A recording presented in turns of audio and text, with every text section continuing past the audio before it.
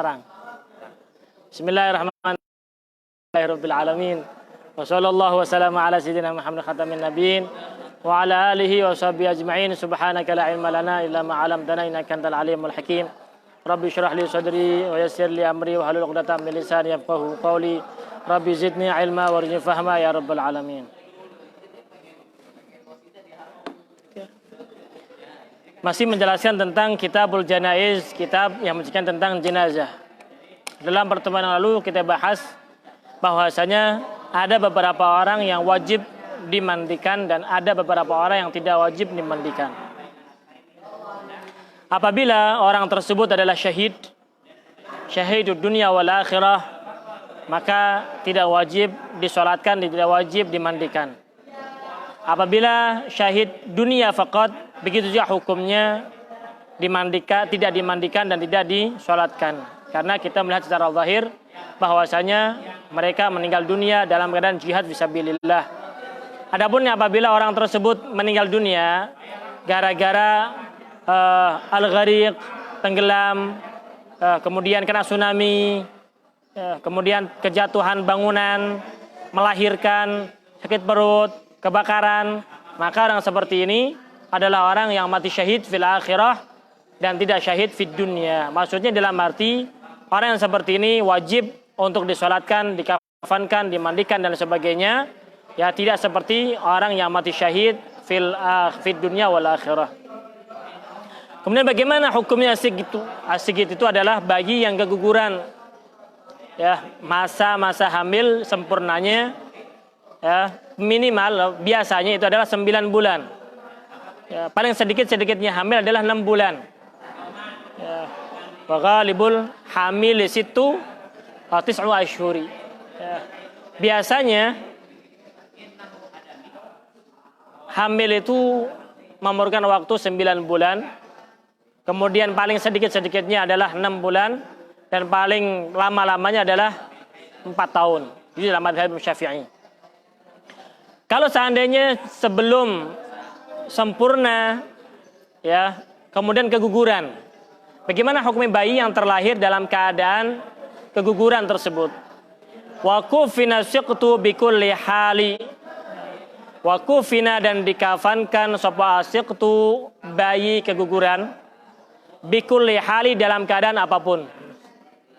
Dalam keadaan apapun keguguran itu wajib dikafankan.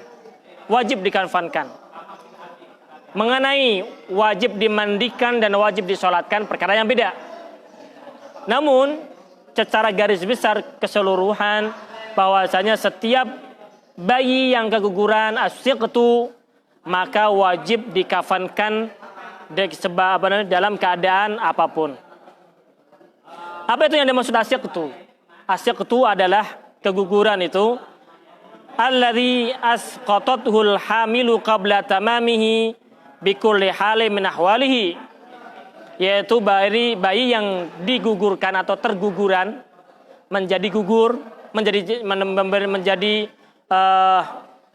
keluar dari rahimnya sebelum sempurna bayi tersebut. Ya, bagaimana maksudnya sempurna? Fama lam tadhhar fi khilqatul adami takfi muwaratuhu bi khirqatin. Apabila belum berbentuk manusia, masih segumpal darah atau segumpal daging, maka apa yang wajib dilakukan? Takfi muwaratuhu bi khirqatin. Cukup menutupinya dengan kain. Itu kalau memang belum berbentuk manusia. Ya, masih segumpal darah atau segumpal daging sehingga belum sempurna, sebelum utuh daripada bentuk manusia tersebut.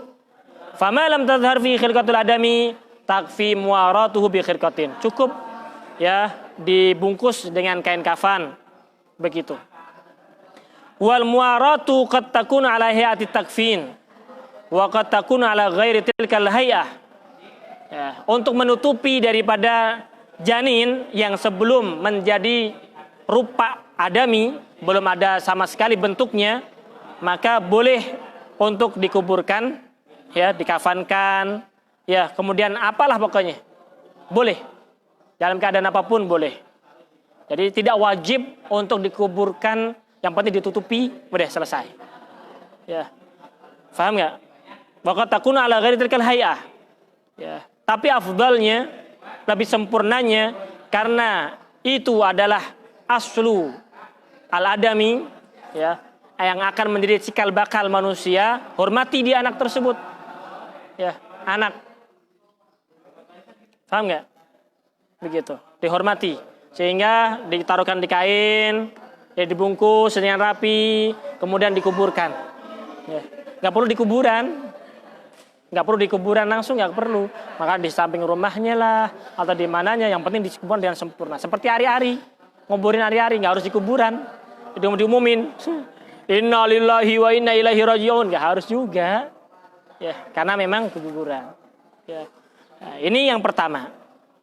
Waqat wa ba'da nafikhir ruh. Nah, ada yang setelah nafikhir ruh. Setelah ditiupkan ruh ada dua. Ya. Jadi ada 3 hal. Yang pertama sebelum ditiupkan ruh. Berarti sebelum 4 bulan. Itu sebelum ditiupkan ruh, berarti sebelum berbentuk adami. Itu masih segumpal darah atau segumpal daging. Ya, begitu. Berarti sebelum ditiupkan ruh, berarti sebelum 4 bulan. 4 bulan itu 120 hari.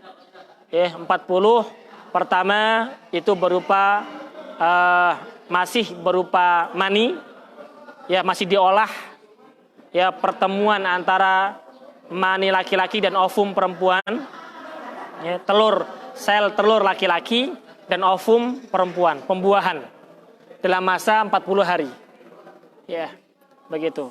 Makanya kenapa kok kadang seorang perempuan, kalau seorang perempuan itu atau seorang pasutri, pasangan suami istri, lama nggak punya anak. Ya, kenapa? Perlu dipertanyakan. Ya, ini secara cara, ya, teknis di dalam hubungan suami istri menentukan juga. Ya, karena mulai dari spermanya, ya, apakah kental atau encer, nah, menentukan. Ya, saya sama seperti telur, saudara-saudara. Tahu telur nggak? Telur kalau itu udah encer berarti nggak jadi. Telur itu kalau masih kental, dimungkinkan itu masih ada sel kehidupan. Sama. Makanya mani bisa menentukan daripada apakah masih bisa membuat ada sel kehidupan atau enggaknya. Ya. Terus bagaimana cara mengentalkan? Nah, itu beda lagi pembahasannya. Bukan pembahasan mengentalkan mani, bukan ini. Ini pembahasan masalah pembuahan nama. Ini nih masalah terciptanya manusia. Kalau masalah mengentalkan, ya, mani tersebut bagaimana? Ya, itu urusan seksologi begitu. Begitu. Intinya adalah ketika, ya, makanya tadi pembahasan tadi, kenapa kok kadang seorang pasutri, ya, yang hubungan suami istri kok nggak jadi anak, kok nggak jadi anak, perlu diperhatikan, ya. WA aja deh, WA aja, begitu, di komen aja, ada trik-trik khusus, waduh, kayak gitu. Kenapa? Karena adanya janin itu harus bertemu sel telur laki-laki dan ovum perempuan. Kalau hanya laki-laki doang nggak bisa. Harus ada pertemunya itu laki dan perempuan baru pembuahan nantinya. Begitu. Kalau laki-laki saja nggak bisa. Kalau perempuan aja nggak bisa. Harus laki dan perempuan, ya. Baina sulbi wa taraib, antara sulub laki-laki dan ovum perempuan, barulah di situ ada pembuahan. Ya. Begitu. Kalau seandainya maninya ini nggak nyampe-nyampe, ya, nggak nyampe-nyampe. Kadang rahim itu jauh, ya, nggak nyampe-nyampe ini. Perjalanan panjang ini, beberapa detik mati. Ya beberapa detik mati. Jalannya lambat sih, mati di tengah jalan. Nggak jadi. Nggak jadi. Begitu. Ya, kecuali kalau seandainya benar-benar mentok ya, maksudnya cepet set gitu. Berarti itu jalannya cepet tuh. Kayak apa namanya itu ke mana? Suret cepet gitu. Jadi cepet nempel di situ, langsung ovum perempuan jadilah nantinya. Kalau seandainya jalannya lambat banget, ya mati duluan udah. Begitu. Mati duluan. Paham nggak maksudnya? Ya, tapi itu ada cara-cara khusus kalau deh ingin berkeluarga, bisa hubungin WA. Begitu. Aduh. Ya. Begitu. Ya. Setelah mani itu bertemu dengan laki dan perempuan itu, barulah 40 hari ya itu menjadi benih. 40 hari mani tersebut. Kemudian setelah itu 40 hari selanjutnya segumpal darah, jadi sudah berdarah. Jadi ini ada bibit-bibitnya kehidupan. Setelah 40 hari selanjutnya ada segumpal daging. Sehingga sempurna 120 hari. Setelah 120 hari akan sempurna. Ya, maka Allah Subhanahu wa taala memerintahkan kepada malaikat untuk meniupkan ruh ke dalam jasad janin tersebut dan juga menulis 4 bikat rizkinya, ajalnya, amalnya, apakah dia orang neraka atau surga, ditulis oleh Allah Subhanahu wa taala. Nah, berarti sebelum ditiupkan ruh berarti tidak wajib apa-apa. Yang wajib hanya menutupi ya yang keluar dari rahim perempuan tersebut, yaitu keguguran, kalau belum berupa adami. Ya, ditutupin dengan kain, ya. Hormatilah. Itu adalah cikal bakal anak. Ya, cikal bakal anak. Kalau memang belum ditiupkan ruh, maka belum ada kehidupan, sehingga tidak perlu dikasih nama. Nah, berbeda apabila sudah ditiupkan ruh, sudah 4 bulan ke atas. Nah, begini, kalau sudah ditiupkan ruh, ada yang sudah melampaui 6 bulan, ada yang kurang dari 6 bulan. Paham nih? Di tingkatannya kurang dari 4 bulan. 4 bulan ke 9 itu ada pertengahan, yaitu 6 bulan. Kalau 6 bulan berarti sudah sempurna, bisa untuk hidup.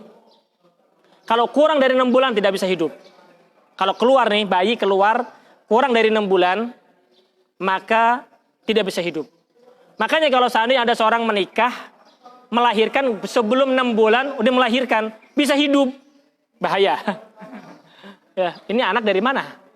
Dari kapan ini mulai ini? Ya, paham maksudnya? Ya kan? Paling sedikit-sedikitnya hamil, bisa hidup tuh anak, itu 6 bulan melahirkan. Kalau sebelum melahirkan tidak bisa hidup. Kalau seandainya dia menikah, sebelum 6 bulan udah ngelahirin anak, bisa hidup. Kalau dipertanyakan, kapan mulai buatnya nih? Bikinnya sampai dari kapan? Ya, itu bukan urusan kita. Bukan urusan saya. Bukan urusan saya. Lu atur sendiri. Begitu. Paham nggak maksudnya? Nah, paling sempurna, paling sedikit-sedikitnya sempurna itu adalah berapa tadi? 6 bulan.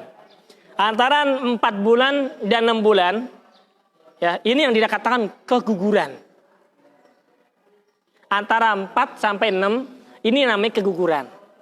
Ini menurut Al-Imam Ar-Ramli. Ya, menurut Imam Ramli, yang dikatakan keguguran yang tidak wajib untuk disolati adalah yang antara 6 bulan, 4 bulan ini. Adapun menurut Syekh Ramli, Syekh Ibn Hajar, ya, tidak ada hubungannya antara 4 bulan atau 6 bulan. Yang penting dia keluar, apakah ada tanda-tanda kehidupan atau enggak. Faham maksudnya? Khilaf bin Syekh Ramli wal Syekh Ibn Hajar di situ. Sehingga permasalahannya adalah nanti di sini. Ya. Wasiktu kal kabiri fil wafati in dhaharat amaratul hayati. Wa khafiyat wa khalquhu kadh-dhahara famna salatan wa siwaha tubiro. Kemudian awikhtafa aydan fa fihi lam yajib syai'un wa satrun thumma dafrin qad nudib. Nah, begitu. Ala kulli hal. Dia permasalahan seperti itu ya. Paham enggak ente? Jadi keguguran itu bagaimana hukumnya? Ya, keguguran itu ya, ini permasalahan seorang perempuan. Jadi perempuan itu kadang memiliki kandungan yang kuat. Kadang memiliki kandungan yang lemah. Rahimnya perempuan itu ya, padahal Allah Subhanahu wa taala sudah menyebutkan fi qararim makin. Tempat yang kuat adalah kandungan. Nah, kandungan itu sesuai seseorangnya. Fisik seseorang. Kadang itu kandungan itu lemah banget. Ya, sehingga ada namanya bed rest. Apa itu maksudnya? Kalau dia hamil, nggak boleh ngapa-ngapain. Kalau dia ngapa-ngapain, kata-katanya ngapa-ngapain nih. Apa aja nggak boleh. Ya. Kalau dia ngapa-ngapain, ya keguguran. Karena lemah kandungannya. Ada orang kandungannya kuat, ngapa-ngapain nggak apa-apa. Ya, dia apa-apain nggak apa-apa juga. Ya, lari kuat nggak apa-apa. Ya, dilariin juga nggak apa-apa. Begitu. Buat olahraga nggak apa-apa. Buat olahraga. Gitu. Paham nih? Ya. Ya. Terus bagaimana ya? Lihat keadaan sendiri-sendiri. Kalau memang perlu begitu ya silahkan. Karena memang kadang ada orang begitu. Ya, kondisinya lemah, nggak kuat. Ada memang kondisinya kuat, nggak menjadi masalah. Begitu. Paham? Kalau seandainya sudah, makanya wabah dan nafkhirohi birtisali. Kalau sudah ditiupkan roh, mandi wajib. Dimandikan itu menjadi kewajiban. Ya, kalau sudah ditiupkan roh, berarti tadi ya wa khalquhu kadzahara. Ya. Wa khalquhu kadzahara. Jadi wasyiktu kal kabiri fil wafati in zaharat amaratul hayati. Aw ikhtafat wa khalquhu kadzahara. Ini yang kedua. Tidak ada tanda-tanda kehidupan tapi sudah sempurna bentuknya. Paham maksudnya? Tidak ada tanda-tanda kehidupan. Dia nggak nangis, nggak jerit-jerit. Nggak nangis, nggak jerit-jerit, nggak ngomong-ngomong. Nggak ngomong-ngomong gimana? Ya, nggak ada kehidupan. Tapi setelah ditiupkan ruh sehingga sempurna. Berarti awiktafa wa khalqu. Ya. Famna' salatan. Nggak perlu disalatin. Wasiwaha atubiro. Boleh, berarti wajib dimandikan, wajib dikafankan. Paham nggak? Wajib dikuburkan. Ini ada tanda-tanda kehidupan. Tanda-tanda kehidupan. Udah bukan tanda-tanda kehidupan. Sudah ada bentuknya. Ada beberapa bentuk nih, laki perempuan, udah kelihatan. Ya, 6 bulan itu udah ada. 5 bulan udah ada, 4 bulan, 5 bulan, 6 bulan itu udah ada. Begitu. Biasanya bayi kalau lahir 6 bulan, 7 bulan hidup. Tapi kalau lahir di 8 bulannya mati. Nggak kuat, lemah. Lahir di 9, 10 kuat. Begitu. Jadi kalau seandainya ada seseorang melahirkan dari pernikahannya baru 6 bulan kok ngelahirin. Kalau memang sudah 6 bulan dari akad nikah, undangan tuh, kondangan. Akad nikah, qabil tu nikah wa tazwijha bil mahril mazkur. Diterima sah. Sah. Ya, sah. Ya, sampai melahirkan ini. Kalau memang ada 6 bulan, tahu nggak 6 bulan? 6 bulan atau lebih, ya, berarti memang betul ini nasab kepada dia nih. Betul ini. Dalam keadaan, jadi tidak boleh kita suudzon. Wah, baru 6 bulan kok udah ngelahirin sih. Kapan bikinnya? Begitu kan ya? Nggak boleh suudzon begitu. Nggak boleh, harus husnudzon. Nggak boleh suudzon. Paham nggak? Harus husnudzon. Begitu. Karena memang paling sedikit-sedikitnya hamil itu 6 bulan. Begitu. 6 bulan. Gitu. Kalau udah 9 bulan udah resah. Apalagi masuk 10, 11, udah resah nih. Kok nggak keluar nih bayi? Begitu. Kok nggak keluar nih bayi? Begitu. Waktu masih 2 bulan 3 bulan takut untuk keluar. Kalau udah 9 bulan ya takut kalau masih di dalam. Itulah manusia. Serahkan kepada Allah Subhanahu wa taala. Allah yang menghidupkan, Allah yang punya kehendak. Gitu. Paham ya?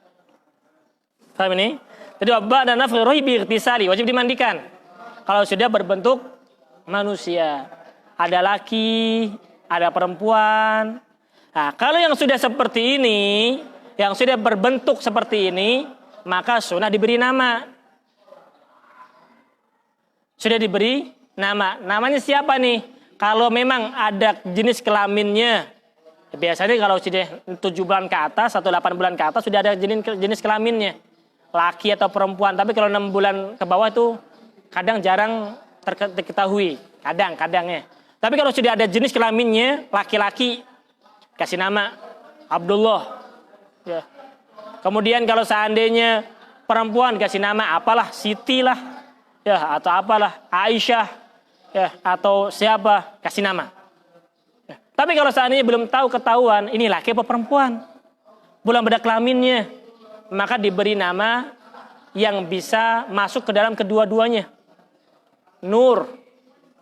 Nur itu nama laki dan perempuan. Ada nggak? Nama laki-laki Nur? Ada. Perempuan namanya Nur ada nggak? Ya, ada. Begitu. Paham? Nur ada. Masa laki-laki namanya Davi? perempuan namanya Davi? Nggak ada kan? Nah, laki-laki perempuan namanya Davi? Nggak ada.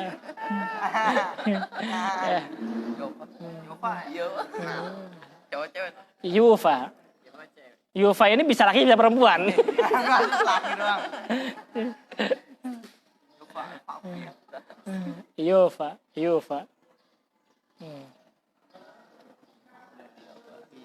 Jadi nama Nur, Tolha itu bisa laki bisa perempuan.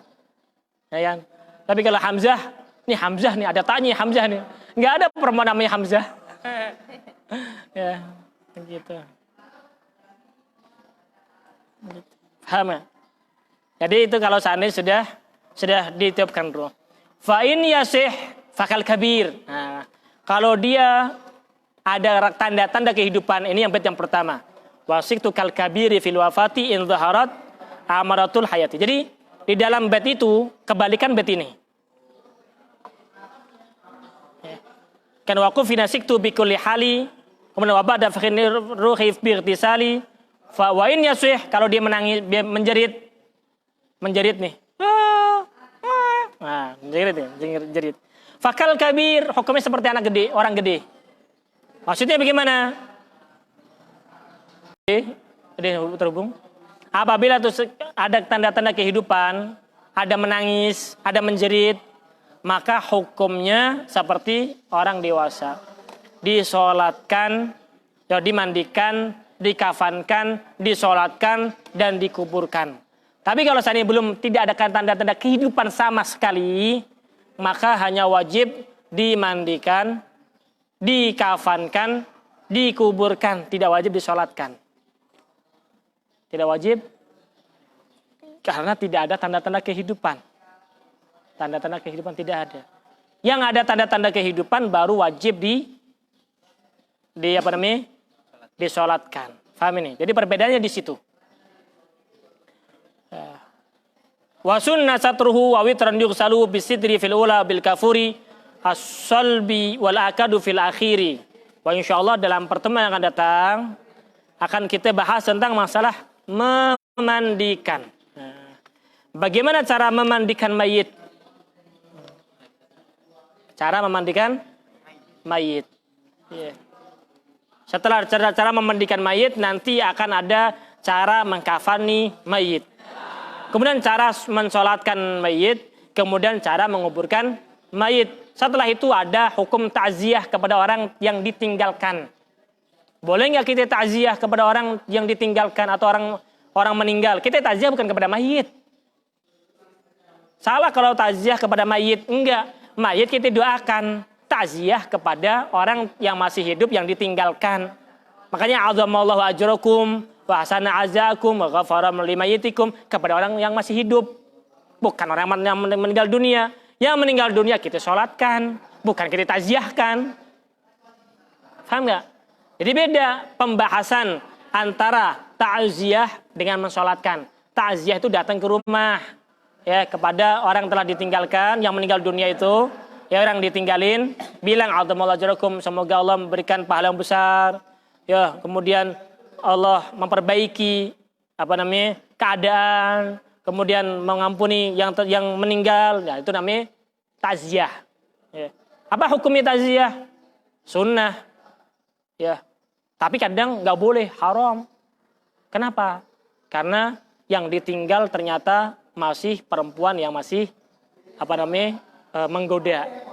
Ya, perempuan yang masih dimungkinkan ada fitnah.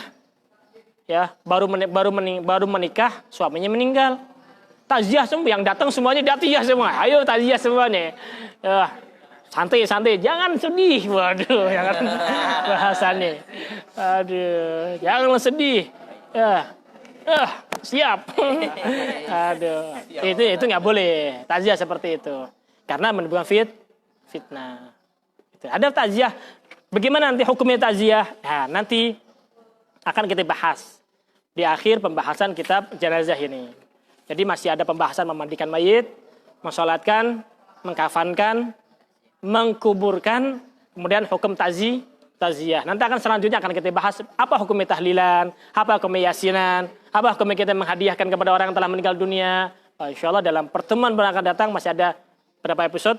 5 episode. Mandiin, apa lagi? Mandiin, mengkafanin, mensalatkan, mengkuburkan, kemudian taziah, dan hukum tahlilan dan yasinan di rumah orang yang telah meninggal dunia atau menghadiahkan pahala kepada orang yang telah meninggal dunia. Bagaimanakah hukumnya? Temukan jawabannya dalam pertemuan yang akan datang. Wallahu a'lam bishawab.